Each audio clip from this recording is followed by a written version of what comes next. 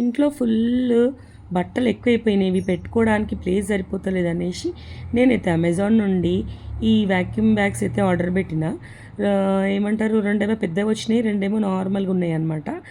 ఇంకా వాటిలో బట్టలన్నీ కుక్కేద్దామని అన్ని ఇట్లయితే పెట్టేసిన. ఇంకా వీడియో కూడా కలిసి వస్తుంది కదా, ఇంకా రివ్యూ కూడా అయిపోతుంది అన్నట్లు ఇట్లయితే చేసిన అనమాట.